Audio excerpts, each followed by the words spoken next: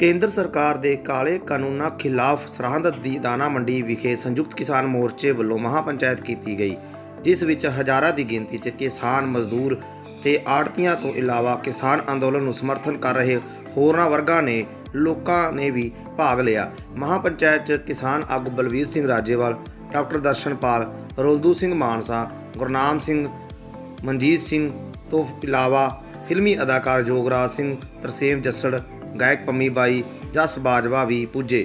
ਕਿਸਾਨ ਆਗੂਆਂ ਨੇ ਕਿਹਾ ਕਿ ਉਹ ਕਾਲੇ ਕਾਨੂੰਨ ਰੱਦ ਕਰਾ ਕੇ ਹੀ ਵਾਪਸ ਆਉਣਗੇ। ਕਾਨੂੰਨ ਰੱਦ ਨਹੀਂ ਕੀਤੇ ਗਏ ਜਾਣਗੇ ਤਾਂ ਉਹ ਸ਼ਹੀਦਾਂ ਪਾ ਕੇ ਤਾਬੂਤ 'ਚ ਆਉਣਗੇ। ਇਸ ਦੇ ਨਾਲ ਹੀ 26 ਮਾਰਚ ਦੇ ਭਾਰਤ ਬੰਦ ਨੂੰ ਸਫਲ ਬਣਾਉਣ ਲਈ ਅਪੀਲ ਕੀਤੀ ਗਈ। ਕਿਸਾਨ ਆਗੂਆਂ ਨੇ ਕਿਹਾ ਕਿ 26 ਮਾਰਚ ਨੂੰ ਦੁੱਧ ਤੇ ਸਬਜ਼ੀਆਂ ਦੀ ਸਪਲਾਈ ਵੀ ਬੰਦ ਰਹੇਗੀ। ਇਸ ਮੌਕੇ ਬਲਵੀਰ ਸਿੰਘ ਰਾਜੇਵਾਲ ਨੇ ਕਿਹਾ ਕਿ ਜੇਕਰ ਕੇਂਦਰ ਸਰਕਾਰ ਨੇ ਜਲਦ ਖੇਤੀ ਕਾਨੂੰਨ ਰੱਦ ਨਾ ਕੀਤੇ ਤਾਂ ਆਉਣ ਵਾਲੀਆਂ ਚੋਣਾਂ ਵਿੱਚ ਵੀ ਭਾਜਪਾ ਨੂੰ ਵੱਡੀ ਹਾਰ ਦਾ ਸਾਹਮਣਾ ਵੀ ਕਰਨਾ ਪਵੇਗਾ, ਕਿਉਂਕਿ ਕਾਲੇ ਖੇਤੀ ਕਾਨੂੰਨ ਕਿਸਾਨਾਂ 'ਤੇ ਧੱਕੇ ਨਾਲ ਥੋਪੇ ਜਾ ਰਹੇ ਹਨ। ਉਹ ਬਹੁਤ ਹੀ ਮਾੜੇ ਹਨ, ਜਿਸ ਨਾਲ ਵੱਡੇ ਪੱਧਰ 'ਤੇ ਕਿਸਾਨ, ਆੜ੍ਹਤੀਆਂ ਅਤੇ ਮਜ਼ਦੂਰ ਵਰਗ ਨੂੰ ਦੇ ਨਾਲ ਆਮ ਲੋਕਾਂ ਨੂੰ ਵੀ ਵੱਡੀ ਮਾਰ ਦਾ ਸਾਹਮਣਾ ਕਰਨਾ ਪਵੇਗਾ।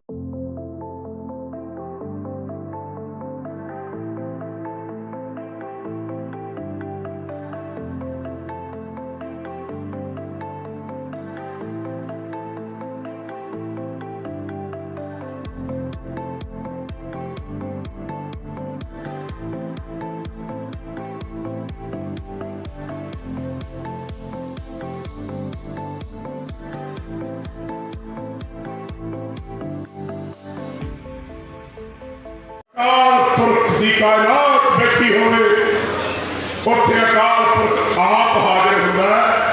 थोड़े चरणों च बंदना चरण प्रणाम। इस गरीब की गल का बुरा ना मनियो। सच बोलने की आदत है, हर कटन की भी आदत है। शायद इतने बहुत बड़े बड़े आदमी बैठे ने, मेरी औकात कोई नहीं, पर मैंने प्रवान करे बड़े बड़े मैं बुलारे सुने, बड़े बड़े लोगों की मैं तकदीर सुनी। अज मेरा भी एक सवाल है, मेरे जथेबंदियों इन्होंने चरण प्रणाम। 4 दहाकियों तो तुसी लड़ते आ रहे हो और तुसी वो काम किया जिहदे मूहरे मेरा सिर चुका। जथेबंदियों जथेदारों आगूओ तुसी साडे बड़े वडेरे हो, तुसी साडे लीडर हो। असीं तुहाडी छत्र छाया दे विच सारे तुहाडे नाल मोढा ला के मरदे दम तक खड़े रहो। लेकिन जब पुत्र जवान हो जाए तानू हक है सवाल पूछने का। और अज मैं भरी सभा दे विच चंद सवाल पूछने ने, मैंने उसका जवाब चाहिए। पहला सवाल, जब बिल नहीं सी आए किसान खुश सी, सुखी सी, दसो मैनू किसान सौखा सी? दसो ना, मुंडी हिला के कह दो नहीं थी ना। एक बिल वापस गवर्नमेंट गोडे टेक के वापस लेके जाऊगी, किसान सुखी हो जू, किसान को सौंप मिल जू, किसान खुदकुशियां करनी बंद कर दूं। यह हल की मैं हल पूछना चाहूँगा। पिछले 9 महीने तो मैं एक पल नहीं चुका। पिछले 9 महीने तो मैं और मावा देखी ने दिल्ली एक गड्डी चक्की 4 स्टेज के स्पीच, गड्डियां चक्कियां 4 स्टेज के स्पीच, और मैं 1.5 महीना पैदल चल के 20 किलोमीटर ये मावा के पैर छुए हैं, धीरे के सिर हाथ रखे हैं, थोड़ा चप्पियां पाइया ने हज पूछे। एक मां उत्थे टिले ते बैठी, मगर मत्था टेकिया, मैंने कभी पुत मेरे करेगा नाम आ मेरे घर उत्थे सेवा करता लंगर दी। एनू कह मेरे करो नाम नहीं, पर अज मैं तेन पुत बनाया, उनके घर ना भी जे इत्थे शहीद हो जाएगा सेवा करता करता तो मेरे ना। 4 मंदिर मैं शाम को जब वापस आता सी मेरे अखा चो नीर वगते सी। मैं बुजुर्गों तीन दिन मरते देखे उन्होंने दर्द महसूस किया उन्होंने पुत्र अपना सिर रख के नहीं होया।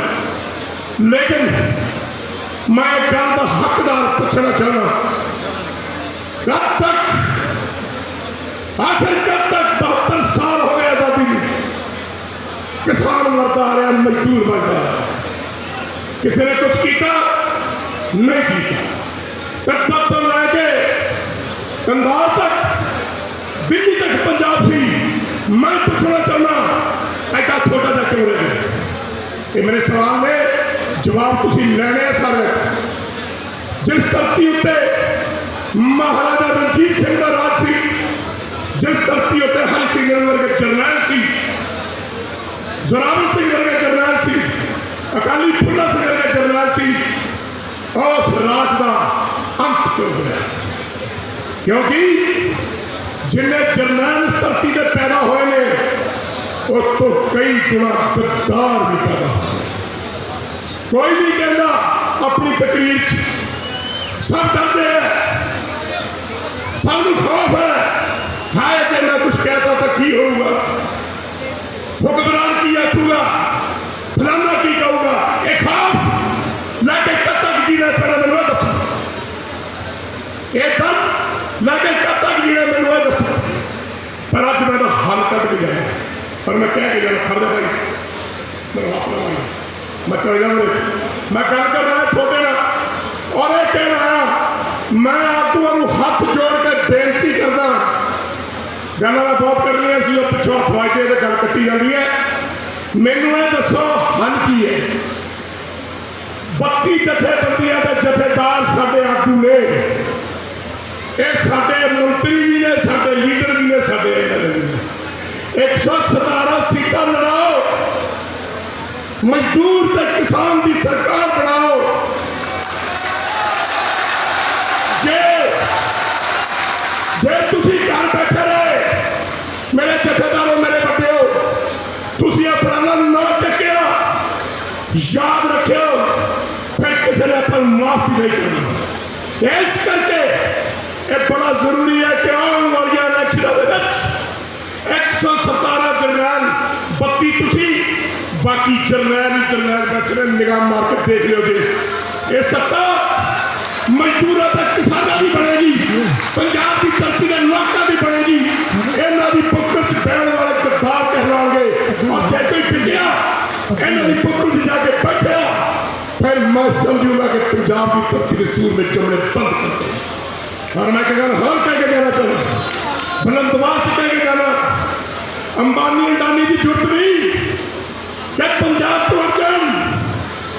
लेकिन आज जो अंबानी अडानी किसी पंजाब को पाड़ रखे है ना चमचियां कर करके गोदिया बैठ बैठ के हाय मेरे बाप मेरा बना दे मेरा कर दे यही थोड़िया जमीन लै जाएगियां यही थोड़े पुठे बना देंगे हाथ च मंगिया भी भीख नहीं मिलनी।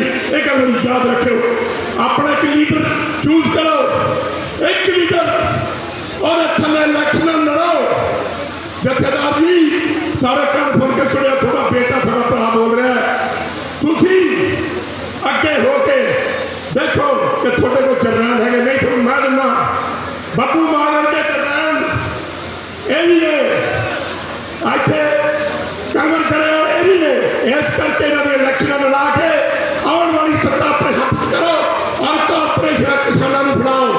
ये बानिया ने गल नहीं करनी ये तुसी अपने गुदाम आप बनाने ने असी किसी को अपनी चीज 10 रुपये च दईए 20 रुपये ये साड़ी मर्जी है। इस करके मेरी गल पर गौर करो जे वाहिगुरू जी का खालसा वाहिगुरू जी की फतेह। मेरी गल किसी को बुरी लगी हो माफ करना बुलंद आवाज कह के चलिया सोच लो जे पंजाब में बचाने का कोई तरीका मजदूर किसान एकता सत्ता लेके आओ अपने हाथ च रखो तो पंजाब की धरती पर नवा सूरज चढ़ाओ। वाहिगुरू जी का खालसा वाहिगुरू जी की फतेह।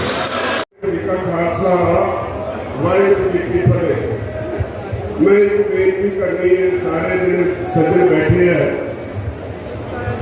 तो सानू बड़ा मान है मैं जिन्नी देर गल करनी है कृपा करके अपनी गल्लां बंद करें चुप का दान बख्शो ताकि मैं जो कुछ तुहानू कहना तुहाडे तक ठीक पहुँचा सकां और तुसीं उहदे ते फिर बाद विच गौर कर सको।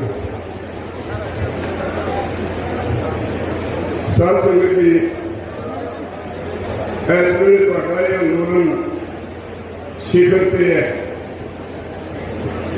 यह अंदोलन इसका फुरना 2017 में एक नीति आयोग की मीटिंग हुई जिस विच मैं हाजिर सी।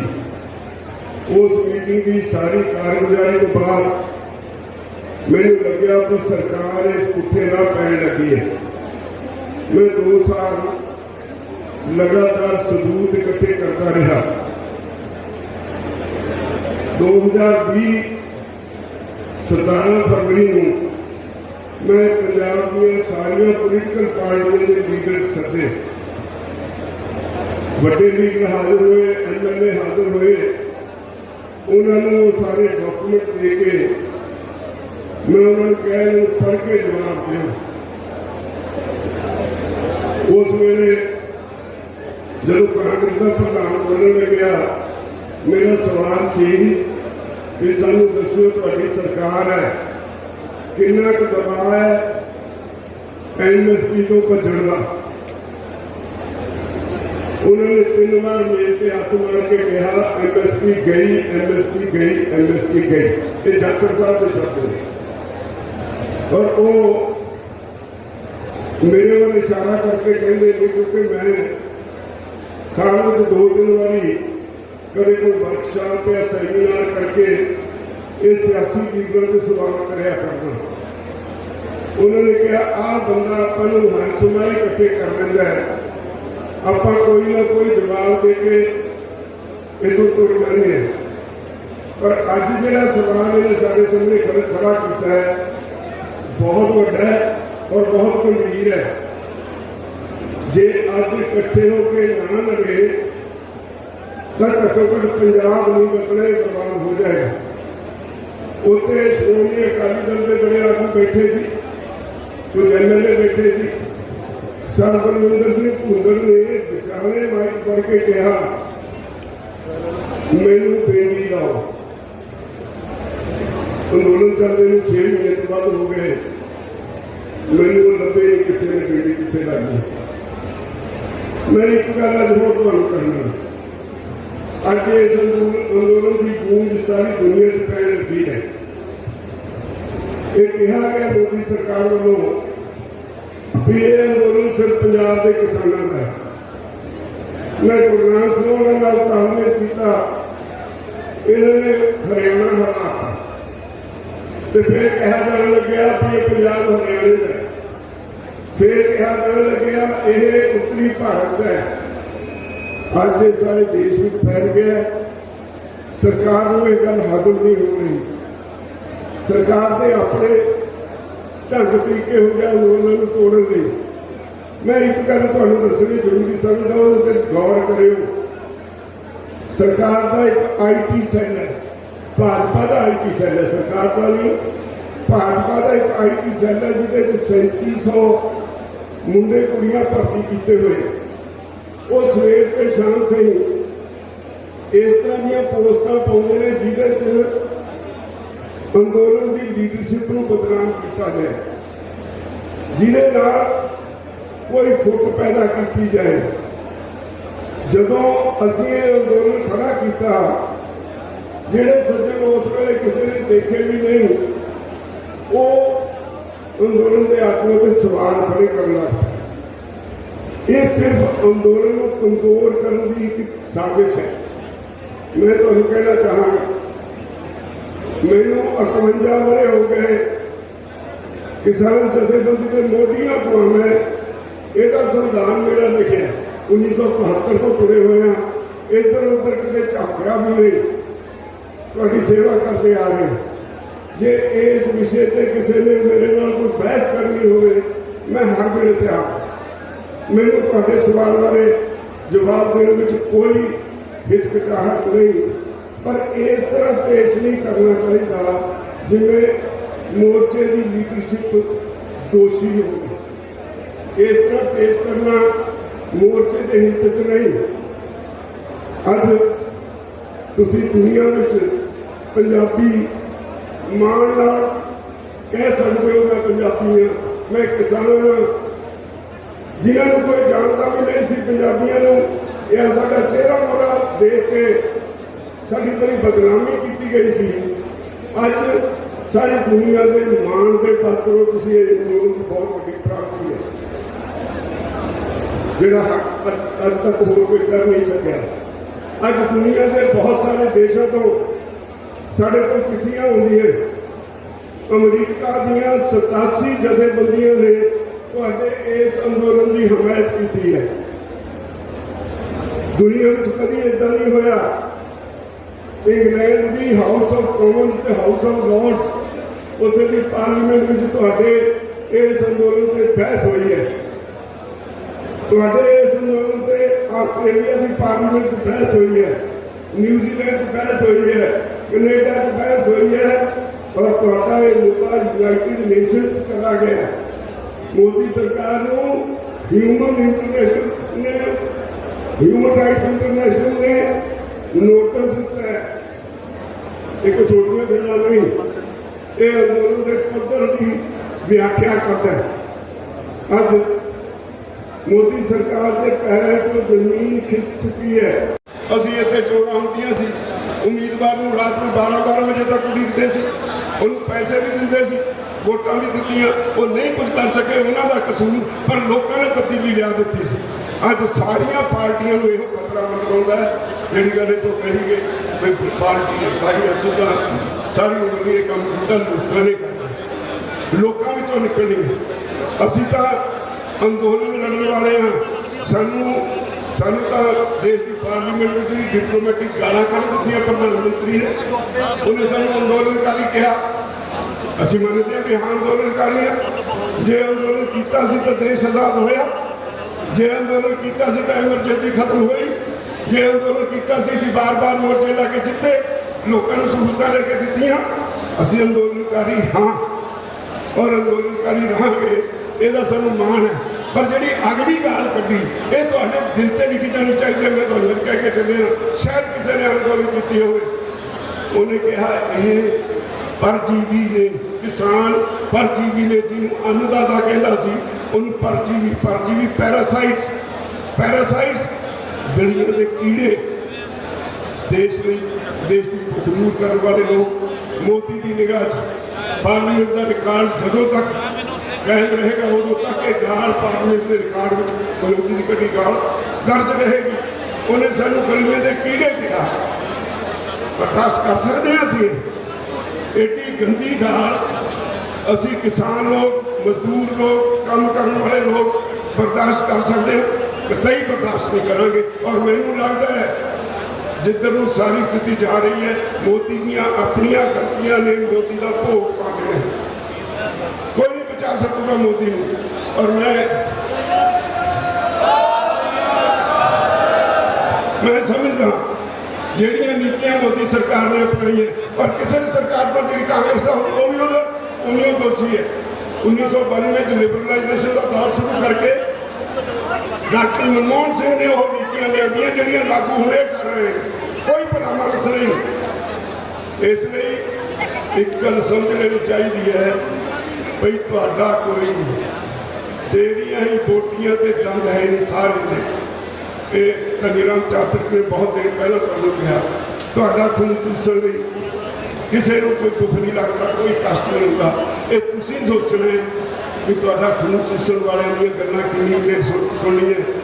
राजनीति अज व्यापार बन गई, लोग वोटां वेले इन्वेस्टमेंट करते हैं, उन्होंने पैसा रखा होंगे, इन्ना पैसा शराब के खाते लगना है, इन्ना मुल वोटां खरीदण नूं लगना है, इन्ना गड्डियां घटाउण वालियां दे खर्च होना है। हर तरह के लोग उन्होंने एजेंडे पे होंगे ने ते वोटां लैके फिर 5 साल लुटते हैं। साढ़े पंजाब की जो मैं गल करा, पंजाब च कोई कमी नहीं, कुदरत ने बहुत कुछ बख्शिया तुहानूं। कुदरत के सोने इन्ने ज़्यादा ने, पंजाब मुड़ के सोने की चिड़ी हो सकता 50 सालों च। पर लीडर साफ हो जाए, जेडे अज के लीडर ने, एक कोई देखे चो कमाउंदा, कोई ठेके चो कमाउंदा, ਕਿਸੇ ਨੂੰ ਸੁੱਕੇ ਦੀ ਪਰਵਾਹ ਨਹੀਂ। ਜੋ ਜੇ ਕੋਈ ਐਮਐਲਏ ਬਣ ਗਿਆ ਤਾਂ ਪੈਸੇ ਕਮਾਉਂਦਾ, ਚੇਅਰਮੈਨ ਬਣ ਜਾਂਦਾ ਤਾਂ ਪੈਸੇ ਕਮਾਉਂਦਾ।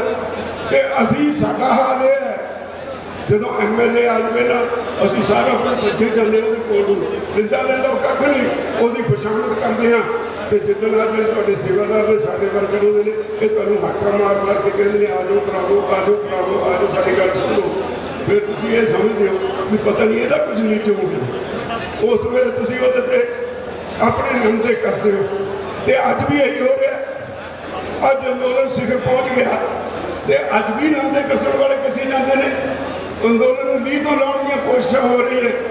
ਇਸ ਕਰੀ ਮੈਂ ਤੁਹਾਨੂੰ ਸਾਰਿਆਂ ਨੂੰ ਇਹੋ ਬੇਨਤੀ ਕਰਦਾ, ਤੁਸੀਂ ਐਡਾ ਵੱਡਾ ਇਕੱਠ ਕੀਤਾ ਹੈ, ਇਹ ਮੈਸੇਜ ਜਾਣਾ ਚਾਹੀਦਾ ਇੱਥੋਂ ਵੀ ਲੋਕ ਹੁਣ ਸਮਝਣ ਲੱਗ ਪਏ ਇਹਨਾਂ ਗੱਲਾਂ 'ਚ ਨਹੀਂ ਫਸਣਗੇ। ਔਰ ਇੱਕ ਇਹ ਵੀ ਬੇਨਤੀ ਕਰਦਾ, ਇੱਕ ਇਹ ਸੋਚਾ ਛੱਡਿਆ ਜਾ ਰਿਹਾ, ਸਾਡੀਆਂ ਮਜਬੂਰੀਆਂ ਨੇ। ਕਣਕ ਵੱਢਣ ਦਾ ਮੌਸਮ ਆ ਗਿਆ, ਜਿਹੜੇ ਉੱਥੇ ਬੰਦੇ ਬੈਠੇ ਨੇ, ਕਮਿਟਡ ਬੰਦੇ ਬੈਠੇ ਨੇ, ਜਿਨ੍ਹਾਂ ਨੂੰ ਚਾਹੇ 10 ਸਾਲ ਬਿਤਾਈ ਰੱਖੋ, ਪਿੱਛੇ ਵਾਪਸ ਮੁੜਨ ਨੂੰ ਤਿਆਰ ਨਹੀਂ। ਤੇ ਮੋਦੀ ਸਰਕਾਰ ਸਮਝਦੀ ਵੀ ਹੈ ਪਰ ਪ੍ਰਚਾਰ ਕਰਦੀ ਹੈ ਵੀ ਲੋਕ ਵਾਪਸ ਆ ਗਏ। ਪਿੰਡਾਂ ਦੇ ਪਿੰਡ ਮਤੇ ਪਾ ਰਹੇ ਨੇ, ਛੋਟੇ ਪਿੰਡ ਚੋਂ 10, ਵੱਡੇ ਪਿੰਡ ਚੋਂ 20 ਬੰਦੇ ਉੱਥੇ ਪੱਕੇ ਰਹਿਣਗੇ, ਮਤੇ ਪਾ ਰਹੇ ਨੇ। ਔਰ ਲੋਕੀ ਪਿੰਡਾਂ ਵਿੱਚੋਂ, ਮੈਂ ਹੁਣ ਇੱਥੇ ਨੂੰ ਆਇਆ, ਟਰਾਲੀਆਂ ਨੂੰ ਜਾਲੀਆਂ ਲਾ ਕੇ, ਪੱਖੇ ਲਾ ਕੇ, ਕੂਲਰ ਲਾ ਕੇ ਤਿਆਰ ਕਰਕੇ ਭੇਜ ਰਹੇ ਨੇ ਪਿੰਡਾਂ ਚੋਂ। ਤੇ ਉਹਨਾਂ ਨੂੰ ਉਹ ਨੀਤੀ ਨਹੀਂ ਨਾ ਮੀਡੀਆ 'ਚ ਪ੍ਰਚਾਰ ਕਰਦੇ ਨੇ ਅੰਦੋਲਨ ਮੱਠਾ ਪੈ ਗਿਆ। ਅੰਦੋਲਨ ਮੱਠਾ ਨਹੀਂ ਪਿਆ। ਜਦ ਤੱਕ ਤੁਸੀਂ ਸਾਡੇ ਨਾਲ ਹੋ, ਕੋਈ ਦੁਨੀਆ ਦੀ ਤਾਕਤ ਸਾਨੂੰ ਹਰਾ ਨਹੀਂ ਸਕਦੀ। ਮੈਂ ਸਾਫ਼ ਕਰ ਦਿਆਂ।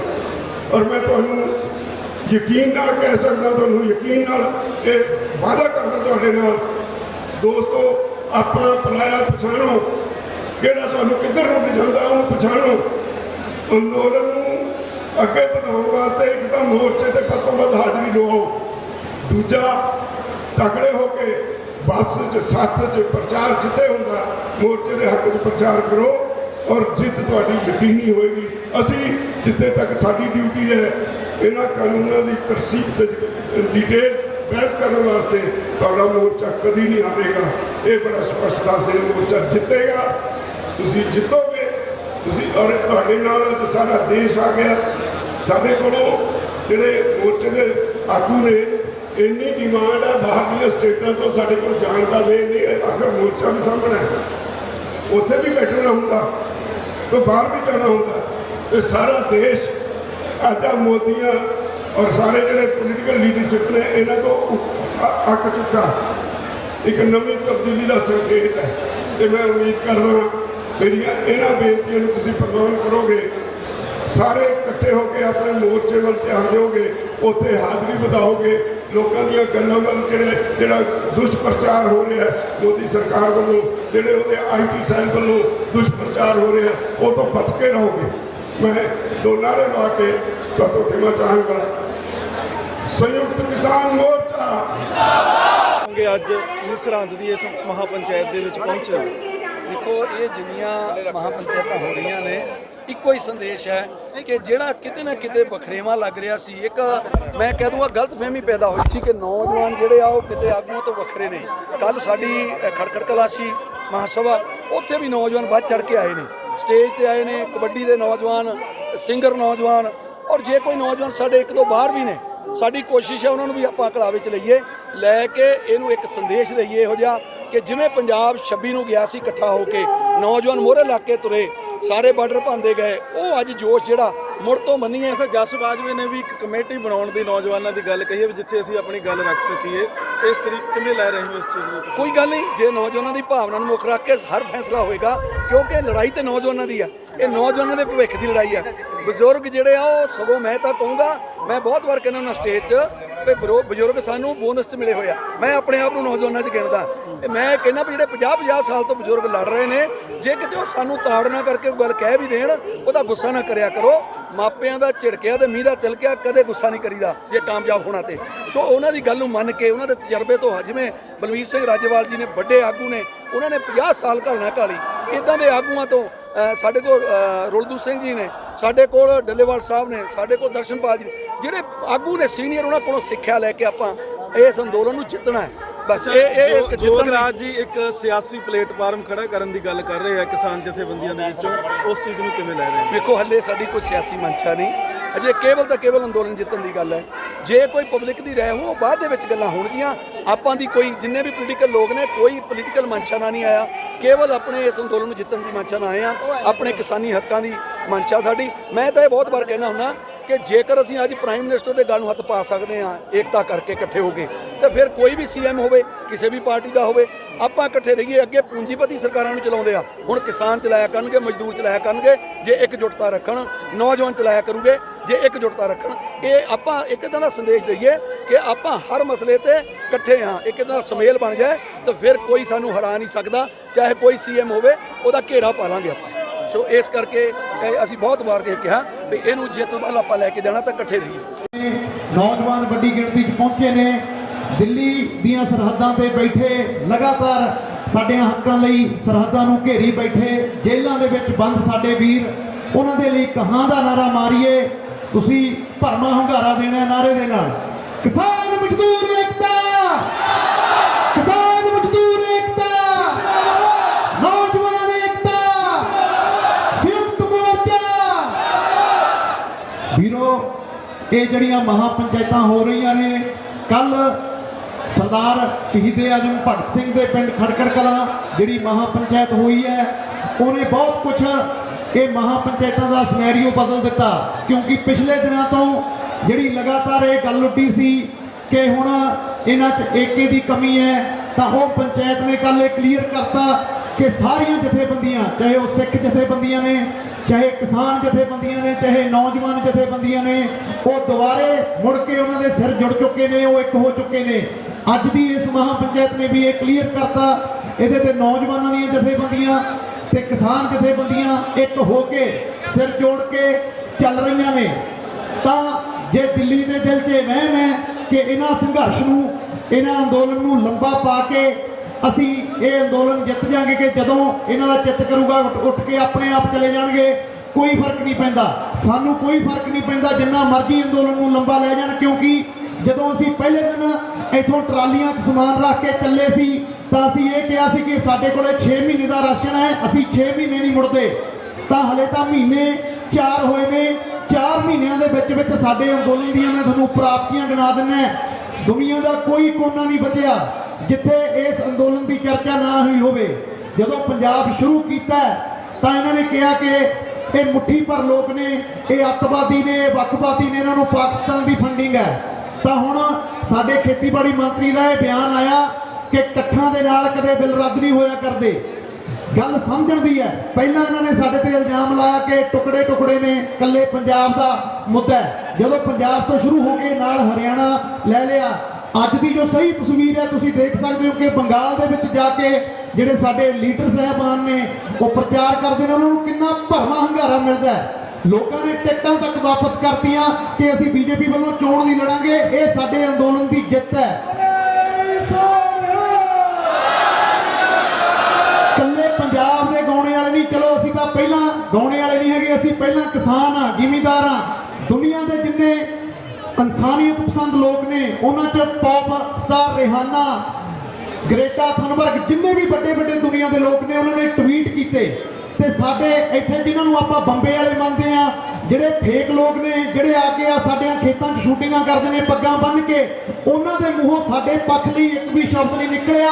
ਪਰ ਜਦੋਂ ਇੰਟਰਨੈਸ਼ਨਲ ਰਿਹਾਨਾ ਵਰਗਿਆਂ ਨੇ ਸਾਡੇ ਪੱਖ 'ਚ ਆ ਕੇ ਟਵੀਟ ਕੀਤਾ ਤੇ ਉਹਨਾਂ ਨੇ ਸਾਰਿਆਂ ਨੇ, ਉਹਨਾਂ ਗਦਾਰ ਲੋਕਾਂ ਨੇ ਜਿਹੜੇ ਸਾਨੂੰ ਲੱਗਦੇ ਨੇ ਕਿ ਸਾਡੇ ਪੰਜਾਬੀ ਭਾਈ ਨੇ, ਜਿਨ੍ਹਾਂ 'ਚ ਅਸੀਂ ਹੁੱਬ ਕੇ ਨਾਂ ਲੈਂਦੇ ਆ, ਸਨੀ ਦਿਓਲ ਸਾਡਾ, ਅਕਸ਼ੇ ਕੁਮਾਰ ਸਾਡਾ, ਇਹ ਸਾਰੇ ਗਦਾਰ ਲੋਕ ਨੇ। ਨਾ ਇਹ ਪੰਜਾਬ ਦੇ ਕਦੇ ਅੱਜ ਹੋਏ ਨੇ ਤੇ ਨਾ ਇਹ ਕਦੇ ਕੱਲ ਹੋਣਗੇ। ਇੱਕ ਗੱਲ ਯਾਦ ਰੱਖ ਲਿਓ, ਅੰਦੋਲਨ ਆਪਾਂ ਜਿੱਤ ਜਾਣਾ, ਇਹ 'ਚ ਕੋਈ ਗਰੇਜ ਨਹੀਂ ਵੀ ਅੰਦੋਲਨ ਨਹੀਂ ਜਿੱਤਾਂਗੇ।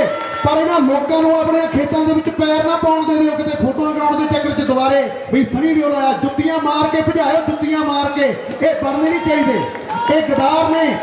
ਅੱਜ ਪਰਖ ਕਰਨ ਦਾ ਵੇਲਾ, ਅੱਜ ਪਰਖ ਕਰਨ ਦਾ ਵੇਲਾ ਵੀ ਕੌਣ ਸਾਡੇ ਨਾਲ ਹੈ ਤੇ ਕੌਣ ਬਗਾਨਾ ਹੈ। ਅਸੀਂ ਕੋਈ ਉਹਨਾਂ ਨੂੰ ਇਹ ਨਹੀਂ ਕਿਹਾ ਸੀਗਾ ਕਿ ਸਾਡੇ ਨਾਲ ਆ ਕੇ ਨਾਅਰੇ ਲਾਓ। ਅਸੀਂ ਕਿਹਾ ਸੀ ਜੇ ਸਾਡੇ ਨਾਲ ਨਹੀਂ ਆਉਣਾ ਤਾਂ ਕਮ ਸੇ ਕਮ ਸਾਡੇ ਵਿਰੋਧੀਆਂ ਨਾਲ ਨਾ ਰਲੋ।